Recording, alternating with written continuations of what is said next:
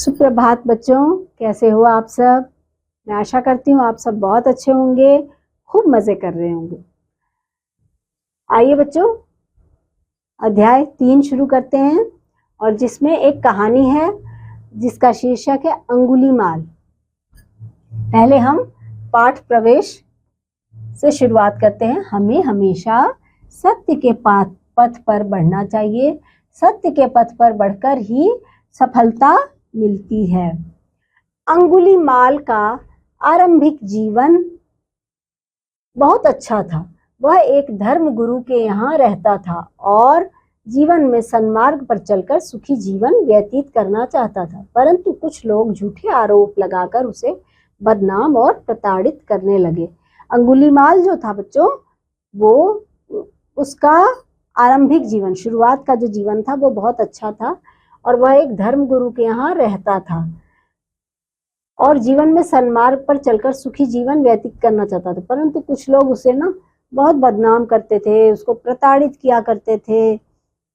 अंगुलीमाल अपने प्रति किए गए अन्याय और अत्याचार को सह नहीं सका। एक दिन क्षुब्ध होकर उसने एक ऐसे व्यक्ति की हत्या कर दी जो उस पर झूठे आरोप लगा रहा था। जब किसी को हम गलत गलत बोलते हैं बच्चों, तो उसको अच्छा नहीं लगता है ना। अगर वो गलत नहीं करता है और फिर भी हम उसको गलत गलत बोलते हैं तो उसको अच्छा तो नहीं लगेगा। तो वैसे ही अंगुलीमाल को जब कोई गलत बोलता था बिना कारण, तो उसको वो अच्छा नहीं लगता था और वो अन्याय और अत्याचार सह नहीं सका। तो उसने क्या किया, तंग आकर उस व्यक्ति की हत्या कर दी। उसने, जो उस पर झूठे झूठे आरोप लगाता था, उसकी हत्या कर दी। हत्यारा बनकर अंगुलीमाल समाज में कैसे रह सकता था? वो ऐसे हत्या करके तो इस समाज में रह नहीं सकता था। उन दिनों वहां श्रावस्ती नरेश प्रसेनजीत का शासन था। श्रावस्ती नरेश को जब इस घटना का पता चला तो सिपाहियों को भेजकर उन्होंने अंगुलीमाल को प्राणदंड देने का आदेश दिया। जब वहां के राजा को इस बात का पता चला बच्चों, तो उन्होंने वहां पर सिपाहियों को भेजकर अंगुलीमाल जो था उसको सजा देने का, प्राणदंड देने का आदेश दिया। परंतु अंगुलीमाल बस्ती से दूर श्रावस्ती के एक विशाल जंगल में जाकर छिप गया। अब अंगुलीमाल राजा और प्रजा के प्रति भयानक विद्रोह लेकर उठ खड़ा हुआ। उसने संकल्प किया कि जब तक एक सहस्त्र नरबलि नहीं दूंगा, तब तक अपनी तलवार म्यान में नहीं रखूंगा। उसने एक अपना ऐसा संकल्प लिया।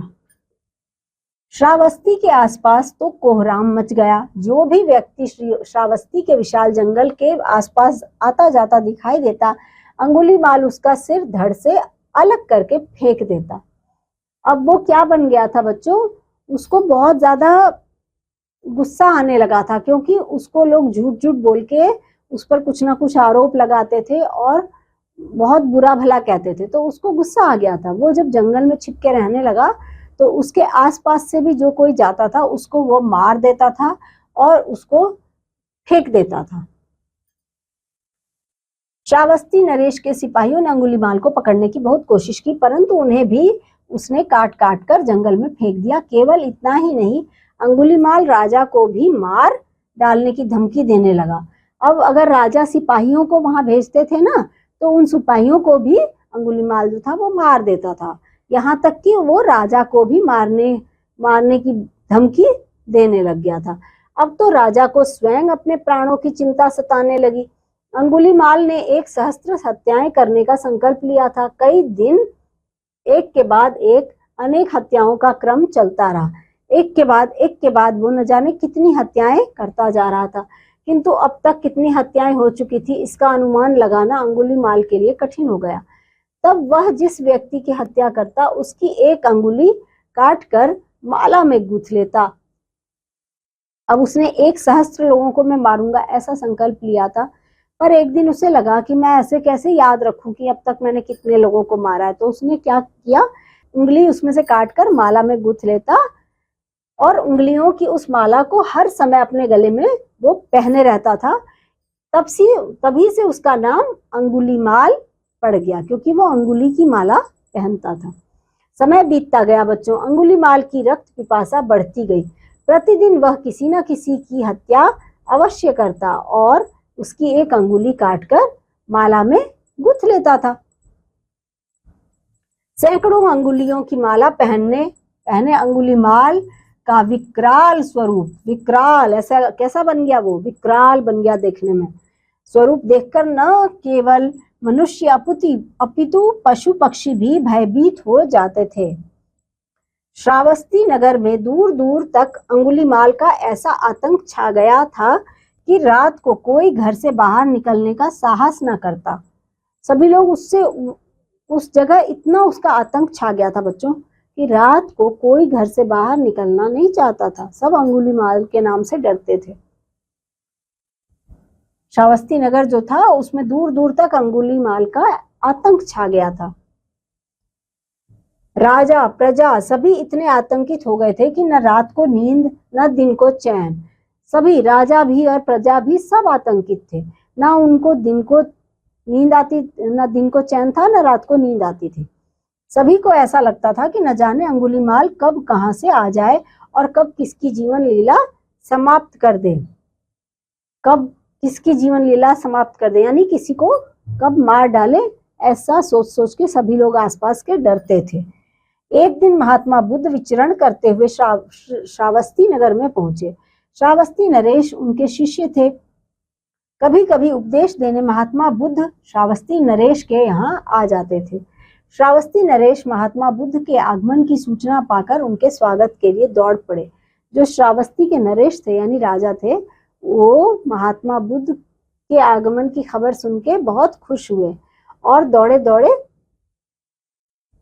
ये सूचना पाकर कि महात्मा बुद्ध आ रहे हैं, वो स्वागत के लिए दौड़ पड़े।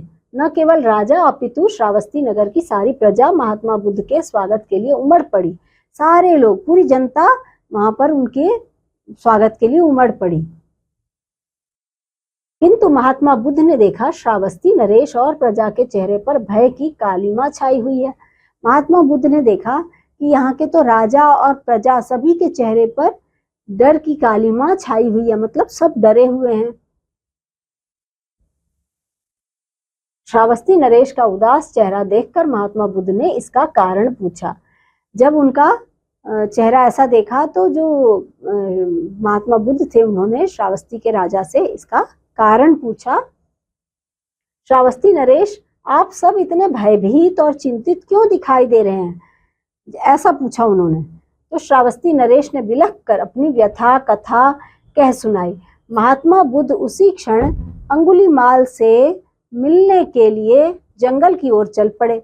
अब महात्मा बुद्ध ने जब उनकी बात सुनी कि ये सब क्यों डरे हुए हैं, तो उन्होंने क्या किया, अंगुलीमाल से मिलने के लिए वो जंगल की ओर चल पड़े। जंगल के पास पहुंचते पहुंचते महात्मा बुद्ध को किसी स्त्री की करुणा भरी चित्कार सुनाई दी। जब वो जंगल के पास पहुंचे तो उनको किसी स्त्री की वहां पर करुणा वाली आवाज सुनाई दी। उनके चरण और तेजी से चलने लगे। उनके चरण मतलब उनके जो चाल थी जो उनकी, वो और तेजी से चलने लग गए। क्षण मात्र में महात्मा बुद्ध उस स्थल पर पहुंच गए जहां अंगुलीमाल एक स्त्री का वध करने से पहले उसकी एक अंगुली काट रहा था। और जब उस स्त्री का अंगुली उसने काटा था तो इसीलिए वो स्त्री जो थी वो करुणा से आवाज उसके मुंह से निकल रही थी, रो रही थी, रुक जाओ अंगुलीमाल, रुक जाओ अंगुलीमाल। ऐसे किसने बोला? महात्मा बुद्ध ने अति कोमल स्वर में उच्चारण किया। अंगुलीमाल ने पलटकर एक साधु को देखा जिसके चेहरे पर सैकड़ों सूर्य की आभा झलक रही थी। अमृत रस में डूबी महात्मा की वाणी ने अंगुलीमाल को एकदम चमत्कृत कर दिया। रुक जाओ अंगुलीमाल, ऐसा कहकर जब बुद्ध ने उन्हें अंगुलीमाल को रोका कि ऐसा ना करो, रुक जाओ, तो उसने पलटकर बुद्ध को देखा, महात्मा बुद्ध की तरफ देखा और उसके चेहरे पर बच्चों सैकड़ों सूर्य की आभा उनके चेहरे पर झलक रही थी। मतलब महात्मा बुद्ध के चेहरे पर सैकड़ों सूर्य की आभा झलक रही थी, चमक रही थी, झलक रही थी। अमृत रस में डूबी महात्मा की वाणी ने अंगुलीमाल को एकदम से चमत्कृत कर दिया। किंतु उसने तो 1,000 मनुष्यों की हत्या करने का संकल्प लिया हुआ था। स्त्री को छोड़कर उसने महात्मा बुद्ध पर तलवार साध ली और बुद्ध ने उसके सामने अपना सिर झुका दिया। मारो अंगुलीमाल, रुक क्यों गए? महात्मा बुद्ध बोले। पर अंगुलीमाल ने तो 1,000 लोगों की हत्या करने का संकल्प ले लिया था। तो उसने सोचा कि नहीं, अब वो स्त्री को छोड़कर उसने महात्मा बुद्ध की तरफ तलवार साधा। तो महात्मा बुद्ध ने सर झुकाकर कहा, ठीक है। अंगुलीमाल को कहा कि अंगुलीमाल मारो, रुक क्यों गए, मारो। सर झुकाकर कहा ऐसा। अंगुलीमाल के हाथ से तलवार छूटकर धरती पर ऐसे गिर गई मानो वह तलवार नहीं अपितु जीवित सर्प हो। ऐसा जैसे ही उन्होंने ऐसा कहा महात्मा बुद्ध ने, तो अंगुलीमाल के हाथ से तलवार जो थी वो एकदम से ऐसे छूटकर गिर गई मानो सर्प उसने पकड़ रखा हो, वो तलवार ना हो, सर्प हो। अंगुलीमाल विकंपित हो उठा, वो कपकपाने लगा, उसके हाथ कपकपाने लगे। उसे ऐसा लगा मानो, विकंपित मतलब कपकपाने लगा, उसे ऐसा लगा मानो गंगाजल की धारा ने उसके तन मन के सारे पापों को धो डाला हो। वह महात्मा के चरणों में गिर पड़ा। उसको ऐसा लगा बच्चों कि जैसे गंगाजल की धारा से उसके तन मन के सारे पापों को धो डाला हो। वह महात्मा के चरणों में गिर पड़ा। अंगुलीमाल महात्मा के चरणों में गिरकर मां की गोद जैसी शांति और शालीनता का अनुभव करने लगा। उठो अंगुलीमाल, महात्मा बुद्ध ने बोला, उठो अंगुलीमाल। गौतम की अमृतवाणी सुनकर अंगुलीमाल बिलख पड़ा, महामुनि मुझे अपनी शरण में ले लो, अपनी शरण में ले लो, मैंने बहुत पाप किए हैं। महात्मा बुद्ध मुस्कुराकर बोले, तुम पवित्र हो चुके अंगुलीमाल, तुम पवित्र हो चुके अंगुलीमाल। उन्होंने उसको बोला, जाओ भिक्षा ग्रहण मांगकर अपने पिछले पापों का प्रायश्चित करो। प्रायश्चित का मतलब कि अपने पापों के बदले कुछ अच्छा काम करो, वैसा होता है प्रायश्चित करना। उसी क्षण से संवेद स्वर सुनाई दिया, बुद्धं शरणं गच्छामि। उसे क्या सुनाई देने लगा बच्चों? बुद्धं शरणं गच्छामि, धम्मं शरणं गच्छामि, संघं शरणं गच्छामि। अंगुलीमाल महात्मा बुद्ध के गुरु मंत्र सत्य और अहिंसा का प्रचार करने वाले संघ में सम्मिलित हो गया। उस दिन के बाद वो अच्छा इंसान बन गया। बच्चों कुछ शब्दों के अर्थ जान लेते हैं हम। प्रताड़ित करना यानी दंड देना, दर्द यानी पीड़ा यानी दर्द, क्षुब्ध का मतलब होता है बच्चों दुखी, परेशान, विद्रोह करना यानी विरोध करना, सहस्त्र यानी 1000, और संवेद का मतलब एक में मिला हुआ, एक साथ। सन्मार्ग का मतलब होता है बच्चों सच्चाई का रास्ता, चमत्कृत का मतलब अचंभित करना, विस्मित। अंगुलीमाल कौन थे? अंगुलीमाल एक साधारण सा इंसान था। श्रावस्ती के राजा का क्या नाम था? उनका नाम था बच्चों प्रसेनजीत। अंगुलीमाल का रूप रंग कैसा था? अंगुलीमाल का रूप रंग बहुत ही भयानक था। महात्मा बुद्ध का शिष्य कौन था? सेन सिंह, प्रसेनजीत या प्रसन्न सिंह? प्रसेनजीत पर हम बच्चों सही का निशान लगा देंगे। महात्मा बुद्ध ने अंगुलीमाल को कैसे पहचाना? उसके हाथ में तलवार देखकर,